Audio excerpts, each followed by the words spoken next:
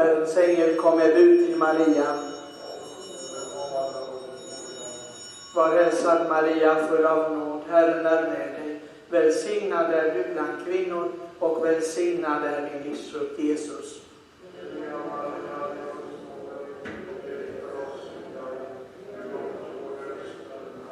Se, jag är Herren tjänarinna.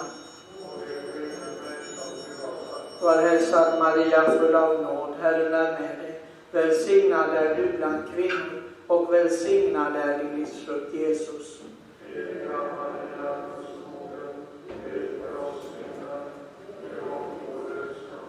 Och ordet blev kött. Var hälsad Maria, full av nåd, Herren är med dig. Välsignad är du bland kvinnor och välsignad är din livsfrukt Jesus.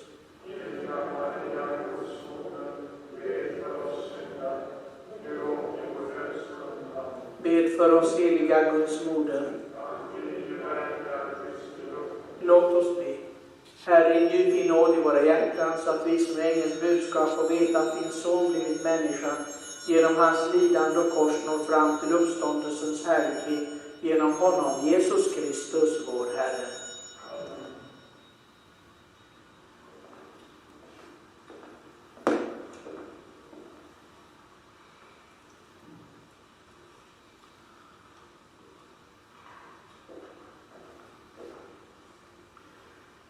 Herren ledde ut sitt folk i hoppets tecken och deras fiender dränktes av havet. Halleluja. I Faderns och Sonens och den heliga Andes namn. Vår Herres Jesu Kristi nåd, Guds kärlek och den heliga Andes gemenskap vare med er alla. Denna mässa firar vi särskilt om Guds välsignelse och beskydd för påve emeritus Benedikt som fyllde 93 år igår. Må Herren belöna honom för hans stora generositet för kyrkan, hans stora kärlek och offer. Och må han få kraft för de åren eller den tiden han har kvar på denna jorden. Bröder och systrar, låt oss besinna oss och bekänna vår synd och skuld så att vi rätt kan fira de heliga mysterierna. Jag bekänner inför Gud allsmäktig och er mina bröder och systrar att jag har syndat i tankar och ord, gärningar och underlåtelser, genom min skuld, min egen stora skuld. Därför ber jag den saliga, alltid rena jungfru Maria, alla änglar och helgon och er mina bröder och systrar att be för mig till Herren vår Gud. Gud allsmäktig, förlåt oss våra synder i sin stora barmhärtighet och för oss det eviga livet.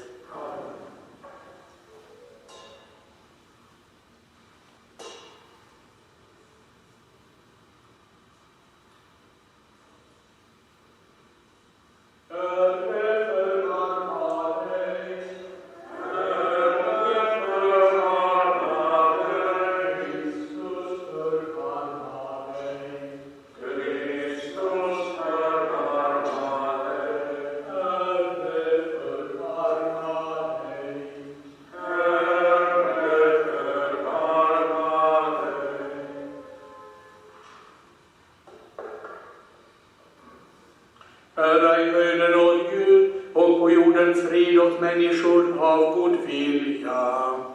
Vi lovar dig, vi välsignar dig, vi tillber dig, vi prisar och ärar dig. Vi tackar dig för din stora härlighet.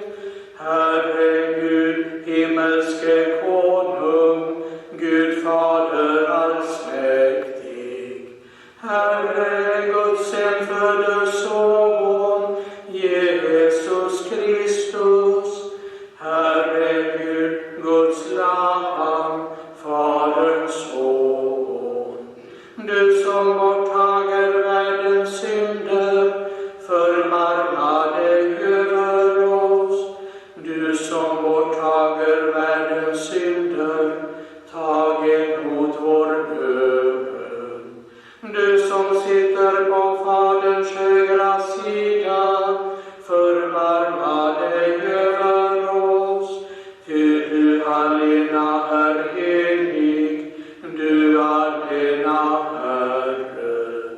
Du allena den högste, Jesus Kristus, med den helige Ande, i Guds Faderns härlighet. Amen. Låt oss bedja. Allsmäktig evige Gud, du som i Kristi påsk har slutit det nya förbundet med människan, låt oss med själ och hjärta leva i dopets tro och lydnad. Genom din son Jesus Kristus, vår Herre och Gud, som är dig Fader och den helige Ande, lever och råder från evighet till evighet. Amen.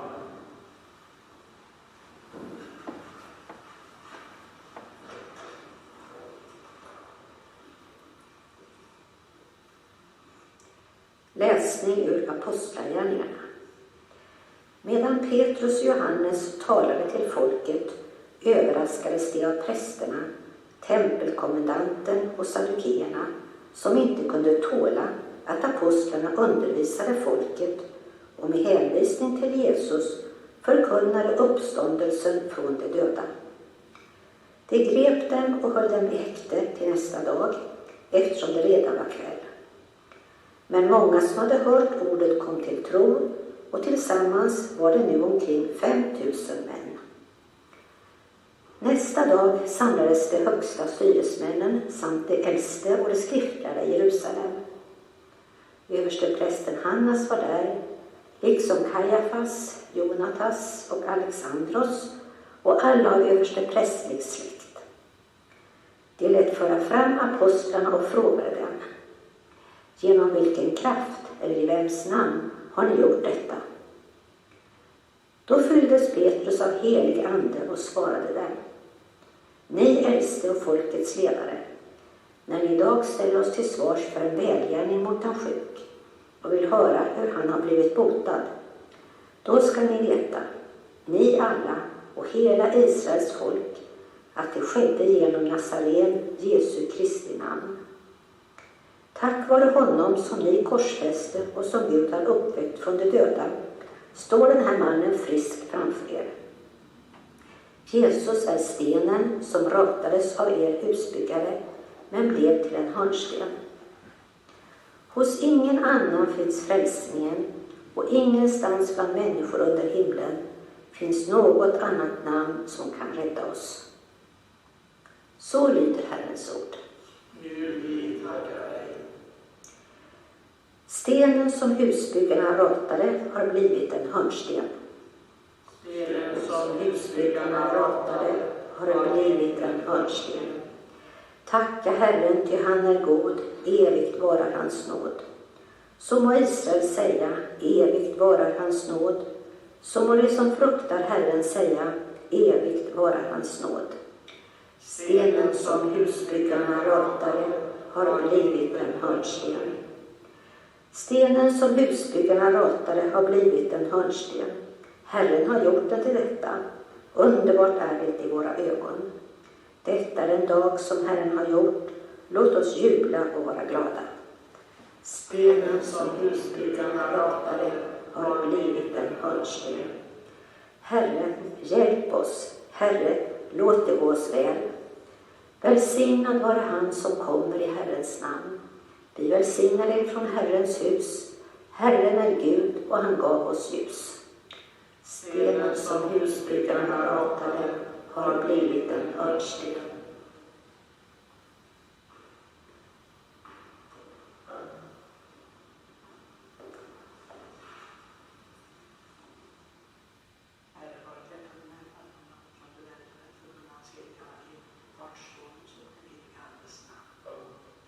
Halleluja, halleluja, halleluja, halleluja, halleluja, halleluja. Detta är den dag som Herren har gjort. Låt oss jubla och vara glada. Halleluja, halleluja, halleluja. Herren var med er. Amen. Läs i det heliga evangeliet enligt Johannes. Ära vare dig, Herre.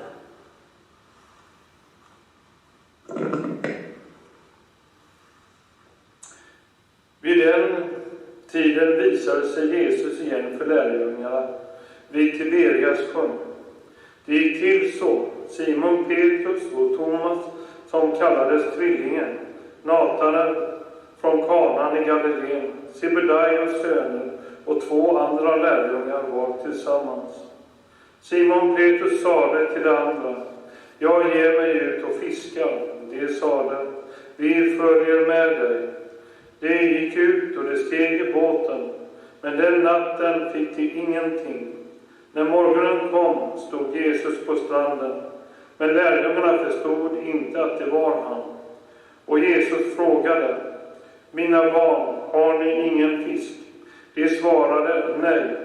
Och han sade: kasta ut nätet på högra sidan båten, så får ni. De kastade ut nätet, och de orkade inte dra in det för all fisken. Den lärjunge som Jesus älskade sade då till Petrus: det är Herren.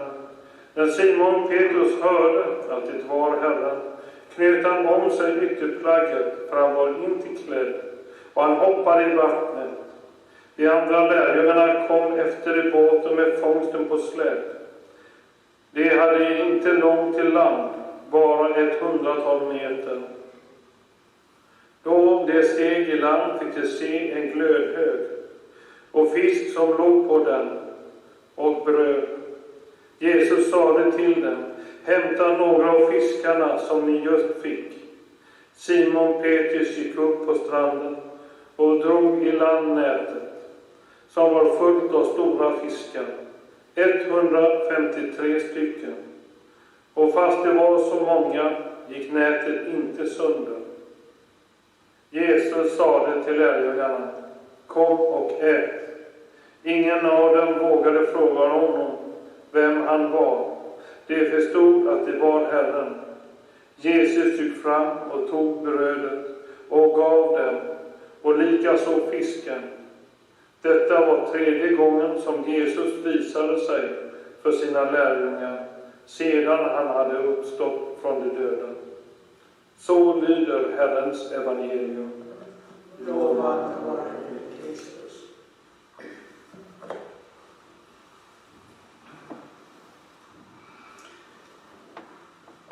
Jag talade via Skype med mina italienska medbröder idag och de berättade hårresande saker om situationen, om deras församlingsmedlemmar som dog den ena efter den andra, och det kom en lastbil bara och lastade på dem på lastbilen för att föra dem direkt till krematoriet utan några begravningar eller någonting. Så går det till nu i Italien. Och det är stor skräck överallt. Folk är livrädda. Och går man ut och inte har en passersedel, det som är giltig, det blir hårda böter. Det var nu uppe i 500 euro om polisen stoppade dem och man inte hade tillåtelse att gå ut. Om prästen skulle komma så för någon död eller så, om de anhöriga hann att ringa efter prästen, då fick han komma med alla de skyddsmedel som han kunde ha.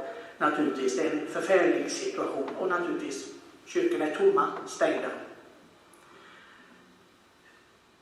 Ibland så undrar man kanske, vad är Gud i allt detta? Vad är Gud i allt detta? Jag tror att det är en naturlig fråga. Vi ska inte bli skandaliserade om någon undrar detta. Vad är Gud i allt detta elände? Och vi ser i de här uppenbarelserna, eller kan man säga de möten som den uppståndne har med lärjungarna, att de känner inte igen honom. Det förvånar mig varje år vi läser de här berättelserna om den uppståndne Jesus. De borde ju förstå att det är han. De borde ju känna igen honom på något sätt, även om han är förhärligad. Så de har ju vandrat med honom i 3 år, men de känner inte igen honom. De är inte riktigt säkra att det verkligen är han. Och han ger prov på att han är där. Och i en sån svår situation som det måste vara för fiskar att inte få någon fångst, så säger han bara till dem: försök igen. Vi ska se att ni ska få. Det ska ordna sig för er. Det ska ordna sig för er. Men på mitt sätt. På mitt sätt. Och när de lyder så blir det bra. När de försöker få fram den där tron som de hade förut, då går det bra.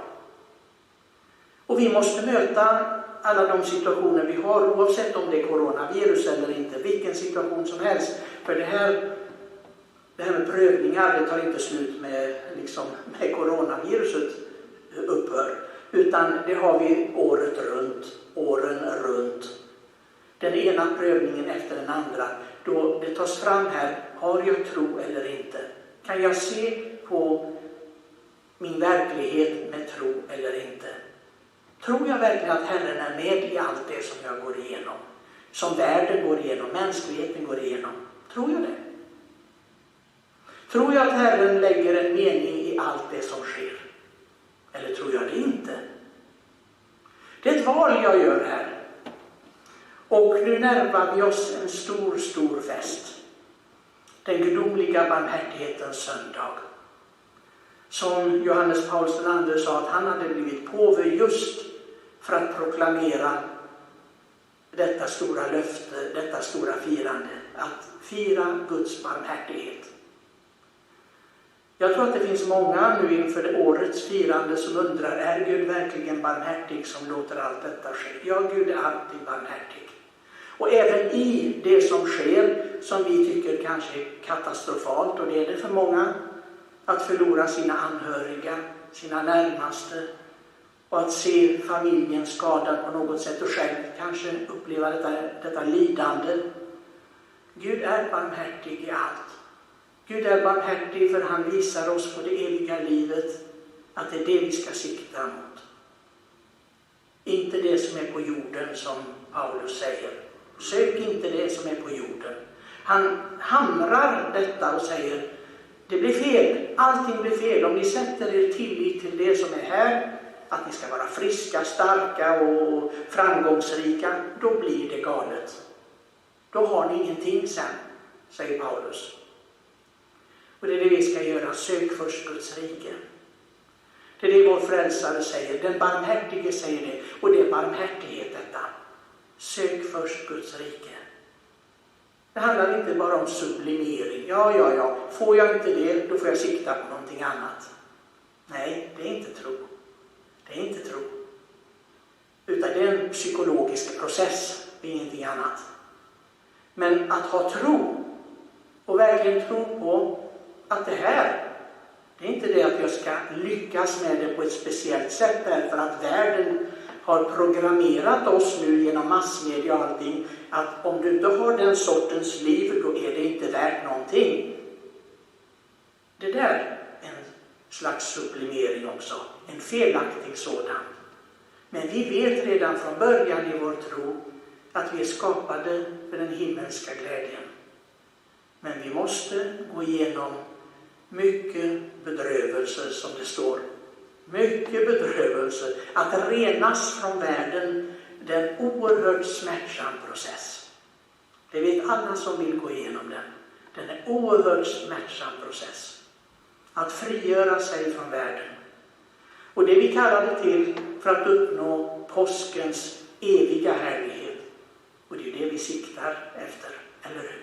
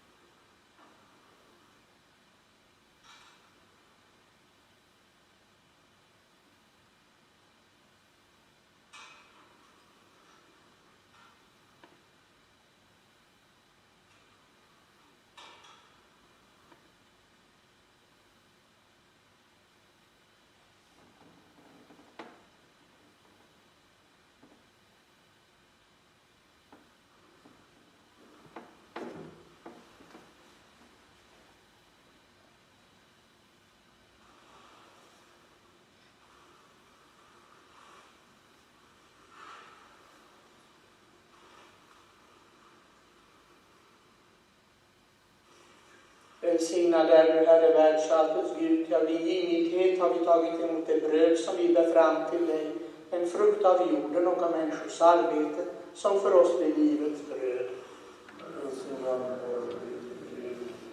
Välsignad är du, Herre världsalltets Gud, till av din givmildhet har vi tagit emot det vin som vi bär fram till dig, en frukt av vinstocken och av människors arbete, som för oss blir andligt dryck.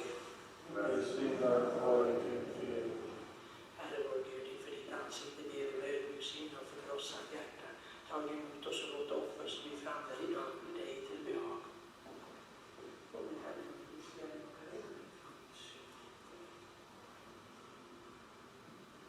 Bröder och systrar, bed att mitt och ert offer blir välbehagligt inför Gud Fader allsmäktig.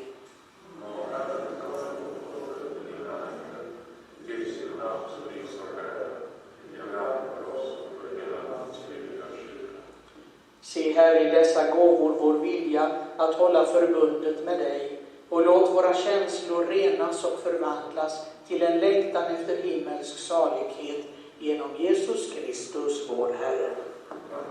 Herren vare med er, och med din ande. Upplyft edra hjärtan. Vi har upplyft dem till Herren. Låt oss tacka och lova Herren vår Gud. Det är till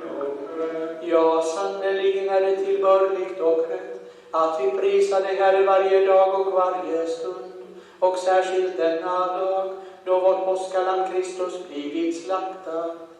Ty han är det sanna lammet som borttager världens synder.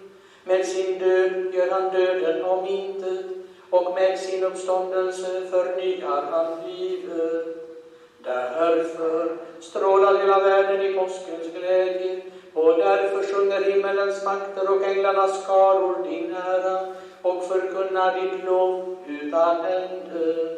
Helig, helig, helig är Herren Gud, Sebaot. Himlarna och jorden är fulla av din härlighet. Hosianna i höjden, välsignad vare han som kommer i Herrens namn. Hosianna i höjden. Så ber vi dig därför, mildaste Fader, och bönfaller dig ödmjukt genom din Son, vår Herre Jesus Kristus. Ta emot och välsigna dessa gåvor, vår offergärd, dessa heliga och felfria offergåvor, som vi frambär först och främst för din heliga katolska kyrka över hela jorden. Ge henne frid och beskydd och samla henne till ett under din ledning. Vi frambär dem också för din tjänare, vår påve Franciscus, vår biskop Anders, och för alla som i trohet mot sanningen vakar över den katolska och apostoliska tron. Kom ihåg, Herre, dina tjänare och tjänarinnor, särskilt påven Benediktus som fyllde år igår, för pater Marek som fyller år idag, och fader Krzysztof som kommer att fylla år imorgon, och alla kring detta altar.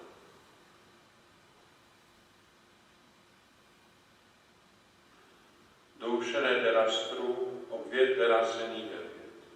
Vi offrar detta lovets offer som de själva frambär för sig och alla de sina, för sina själars frälsning och i hopp om hälsa och välgång. Där infriar sina löften till dig, du evige, sann och levande Gud. I gemenskap med hela kyrkan firar vi den högheliga dag då vår Herre Jesus Kristus kroppsligen uppstod från de döda. Med särskild vördnad kommer vi ihåg den ärorika arkedrivna jungfrun Maria, vår Guds och Herres Jesu Kristi moder. Vi värdar även hennes, den heliga jungfruns brudgum, den heliga Josef, och dina soliga apostlar och martyrer, Petrus och Paulus, Andreas och alla dina helgon. Låt oss för deras skull som ber för oss i allo du hjältas och ditt beskydd och bistånd.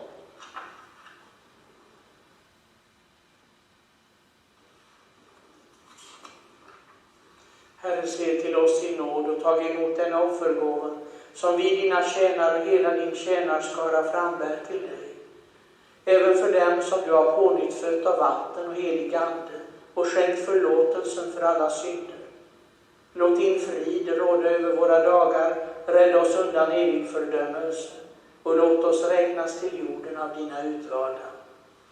Vi ber dig, Gud, välsigna, tag emot, bekräfta och godtag denna gåva och fullkomna den till en andlig offergåva dig till behag, så att den för vår skull blir din älskade Sons, vår Herres Jesu Kristi kropp och blod. Dagen före sitt lidande tog han brödet i sina heliga och vördnadsvärda händer, lyfte blicken mot himmelen, till dig, Gud, sin allsmäktige Fader, välsignade och tackade dig, bröt det och gav åt sina lärjungar och sade: tag och ät här av alla, ty detta är min kropp som blir utgiven för er.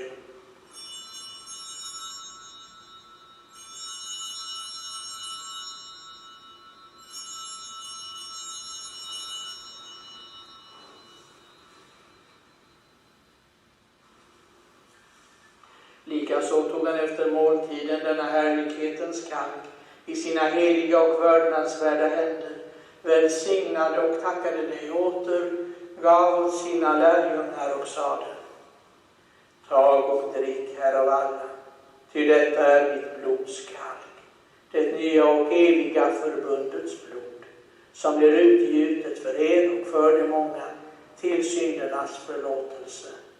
Gör detta till min åminnelse.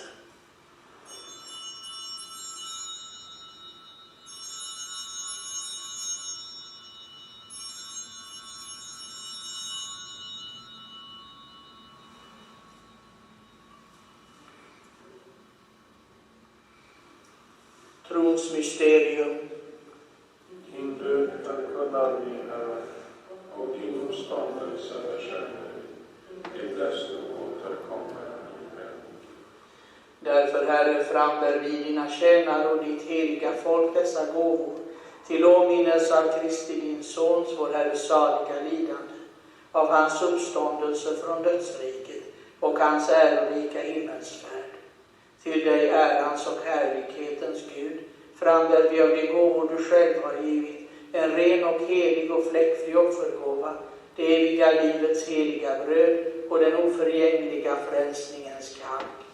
Se med välvilja och glädje på dessa gåvor och tag emot dem i din godhet, så som du en gång ville ta emot din rättfärdige tjänare Abels gåvor, vår fader Abrahams offer och din överste präst, Melkisedeks heliga och felfria offergärning.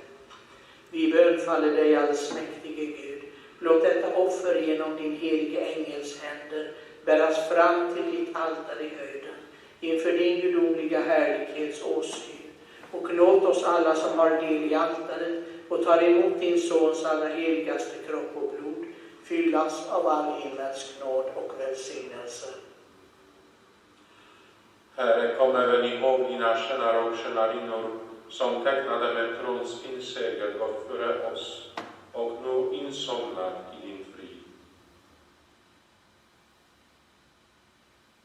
Herre, led dem och alla som vilar i Kristus in i ljusets och fridens boning, där du vill vederkvicka oss alla. Låt även oss, dina syndiga tjänare, som hoppas på din gränslösa barmhärtighet, förenas med dina heliga apostlar och martyrer, med Johannes, Stefanus, Mattias, Barnabas och alla dina helgon. Upptag oss i deras gemenskap, du som inte dömer efter förtjänst, utan förlåter i nåd. Genom Kristus vår Herre, till honom skapar du nu och alltid dina goda gåvor. Du helgar dem och fyller dem med liv, välsignar och skänker oss med. Genom honom och med honom och i honom tillkommer dig, Gud Fader allsmäktig, i den helige Andes enhet, all ära och härlighet i alla evigheters evighet. Amen, amen, amen. På frälsarens befallning och vägled av hans gudomliga undervisning vågar vi säga: Fader vår som är i himmelen, helgat var det ditt namn. Tillkommer ditt rike, ske din vilja, så som i himmelen, så på jorden. Vårt dagliga bröd giv oss idag, och förlåt oss våra skulder, så som och vi förlåta dem oss skyldiga är. Och inled oss icke i frestelse, utan fräls oss ifrån ondo.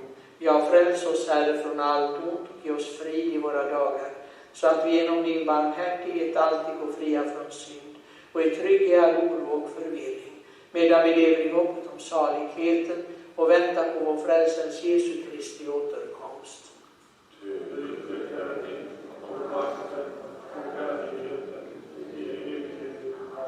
Herre Jesus Kristus, som sade till dina apostlar: frid lämna efter mig åt er, min frid ger jag er. Se inte till våra synder utan till din kyrkas trohet, och i den frid och enhet efter din vilja, du som lever och råder från evighet till evighet. Amen. Herrens frid var alltid med er. Och med Guds lam, som borttager världens synder, förbarma dig över oss. Guds lam, som borttager världens synder, förbarma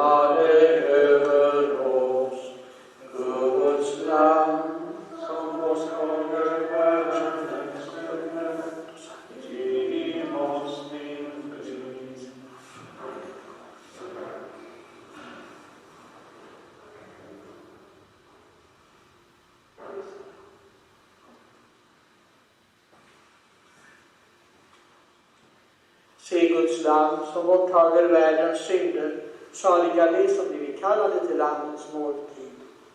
Herre, jag är inte värdig att du går in under mitt tak, men säg bara ett ord så blir min själ helad. Kristi kropp bevarande själ till det eviga livet.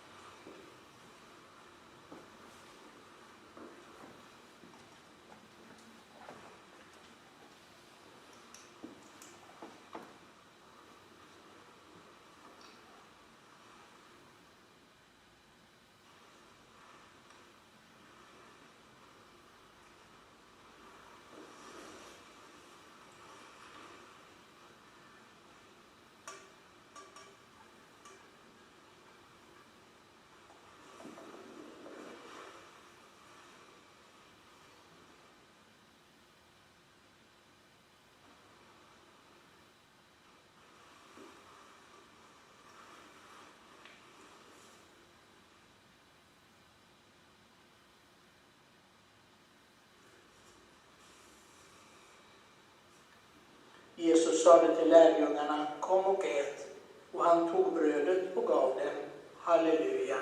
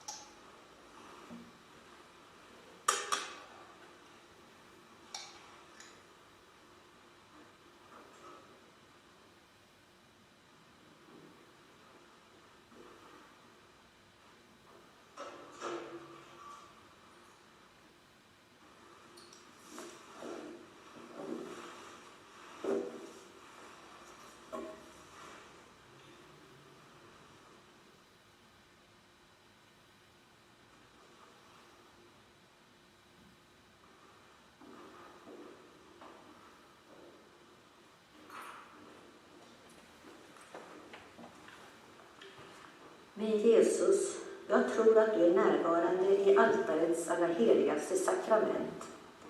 Jag älskar dig överallt och min själ längtar efter dig. När jag nu inte kan ta emot dig i altarets sakrament, så kom ändå på ett andligt sätt till mig. Jag tar emot dig som om du redan vore här hos mig. Jag förenar mig med dig. Jag tillber dig i djupaste vördnad. Tillåt inte att jag någonsin blir skild från dig. Amen.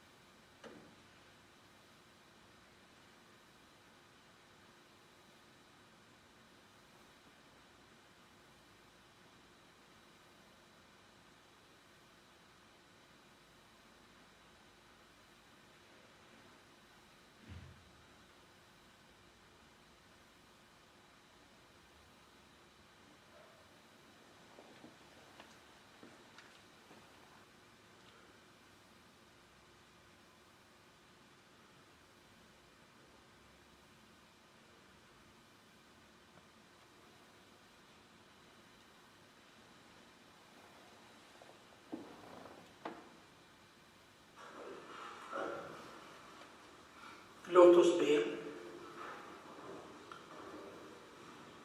Herre, visa oss en faders ömhet och låt oss som blivit friköpta genom Jesu lidande för evigt glädja oss över hans uppståndelse genom honom Jesus Kristus, vår Herre. Kristi själ, helga mig, Kristi lekamen, fräls mig, Kristi blod, uppfyll mig, vattnet från din sida, rena mig, Kristi lidande, styrk mig, och gode Jesus, bönhör mig, i dina heliga sår inneslut mig, tillåt aldrig att jag skiljs ifrån dig, mot den onde fienden försvara mig, i min sista timma kalla mig, och låt mig komma till dig, för att med dina heliga få lova dig i evigheters evighet. Amen.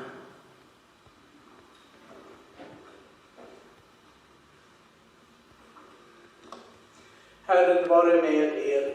Och med din ande, böj er och mottag välsignelse.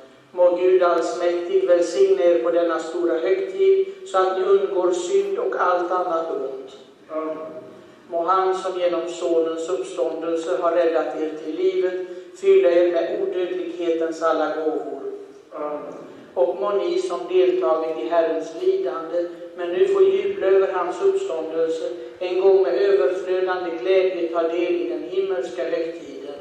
Amen. Och välsignelse från Gud den allsmäktige, Fadern och Sonen och den helige Ande komma över er och förbli hos er nu och alltid. Amen. Mässan är slut. Gå i frid. Vi tackar. Himmelens drottning,